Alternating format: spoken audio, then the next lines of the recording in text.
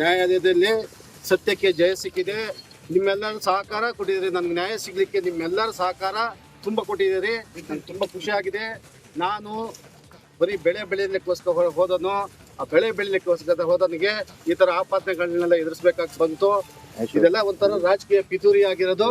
ಇದು ಸತ್ಯಕ್ಕೆ ಜಯ ನ್ಯಾಯಾಲಯದಲ್ಲಿ ಸಿಕ್ಕಿದೆ ಅಂತ ಹೇಳ್ಬಿಟ್ಟು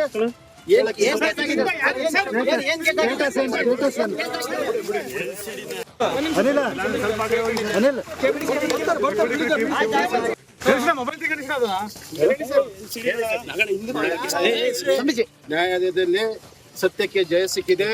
ನಿಮ್ಮೆಲ್ಲರ ಸಹಕಾರ ಕೊಟ್ಟಿದ್ದೀರಿ. ನನಗೆ ನ್ಯಾಯ ಸಿಗ್ಲಿಕ್ಕೆ ನಿಮ್ಮೆಲ್ಲರ ಸಹಕಾರ ತುಂಬ ಕೊಟ್ಟಿದ್ದೀರಿ. ನಂಗೆ ತುಂಬ ಖುಷಿ ಆಗಿದೆ. ನಾನು ಬರೀ ಬೆಳೆ ಬೆಳೀಲಿಕ್ಕೋಸ್ಕರ ಹೋದನು. ಆ ಬೆಳೆ ಬೆಳೀಲಿಕ್ಕೋಸ್ಕರ ಹೋದನಿಗೆ ಈ ತರ ಆಪಾದನೆಗಳನ್ನೆಲ್ಲ ಎದುರಿಸಬೇಕಾಗಿ ಬಂತು. ಇದೆಲ್ಲ ಒಂಥರ ರಾಜಕೀಯ ಪಿತೂರಿ ಆಗಿರೋದು. ಇದು ಸತ್ಯಕ್ಕೆ ಜಯ ನ್ಯಾಯಾಲಯದಲ್ಲಿ ಸಿಕ್ಕಿದೆ ಅಂತ ಹೇಳ್ಬಿಟ್ಟು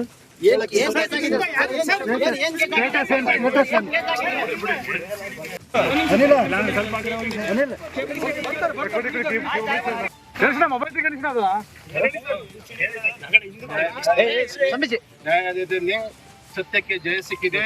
ನಿಮ್ಮೆಲ್ಲರ ಸಹಕಾರ ಕೊಟ್ಟಿದ್ದೀರಿ. ನನಗೆ ನ್ಯಾಯ ಸಿಗ್ಲಿಕ್ಕೆ ನಿಮ್ಮೆಲ್ಲರ ಸಹಕಾರ ತುಂಬ ಕೊಟ್ಟಿದ್ದೀರಿ. ನಂಗೆ ತುಂಬ ಖುಷಿ ಆಗಿದೆ. ನಾನು ಬರೀ ಬೆಳೆ ಬೆಳೀಲಿಕ್ಕೋಸ್ಕರ ಹೋದನು. ಆ ಬೆಳೆ ಬೆಳೀಲಿಕ್ಕೋಸ್ಕರ ಹೋದನಿಗೆ ಈ ತರ ಆಪಾದನೆಗಳನ್ನೆಲ್ಲ ಎದುರಿಸಬೇಕಾಗಿ ಬಂತು. ಇದೆಲ್ಲ ಒಂಥರ ರಾಜಕೀಯ ಪಿತೂರಿ ಆಗಿರೋದು. ಇದು ಸತ್ಯಕ್ಕೆ ಜಯ ನ್ಯಾಯಾಲಯದಲ್ಲಿ ಸಿಕ್ಕಿದೆ ಅಂತ ಹೇಳ್ಬಿಟ್ಟು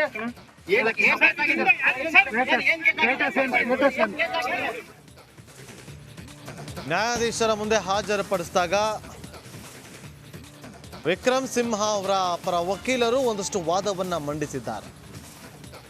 ಎಫ್ಐಆರ್ ಅಲ್ಲಿಲ್ಲ, ಶಂಕಿತ ಆರೋಪಿ ಅಂತೇಳಿ ವಶಕ್ಕೆ ಪಡೆದುಕೊಂಡಿದ್ದಾರೆ, ವಿಚಾರಣೆ ನಡೆಸಿದ್ದಾರೆ ಅನ್ನೋ ಒಂದಷ್ಟು ವಾದವನ್ನು ಮಂಡಿಸಿ ಅವರಿಗೆ ಜಾಮೀನು ಮಂಜೂರು ಮಾಡಬೇಕು ಅಂತೇಳಿ ಮನವಿಯನ್ನು ಮಾಡಿಕೊಳ್ತಾರೆ. ವಾದವನ್ನು ಹಾಗೂ ಪ್ರತಿವಾದವನ್ನು ಆಲಿಸಿದ ಬಳಿಕ ನ್ಯಾಯಾಧೀಶರು ಅವರ ನಿವಾಸದಲ್ಲಿ ವಿಕ್ರಮ್ ಸಿಂಹ ಅವರಿಗೆ ಜಾಮೀನನ್ನು ಮಂಜೂರು ಮಾಡಿದ್ದಾರೆ. ಆ ಬಳಿಕ ಹೊರಗಡೆ ಬಂದು ಈ ರೀತಿಯಾಗಿ ಹೇಳಿಕೆಯನ್ನು ಕೊಟ್ಟಿದ್ದಾರೆ.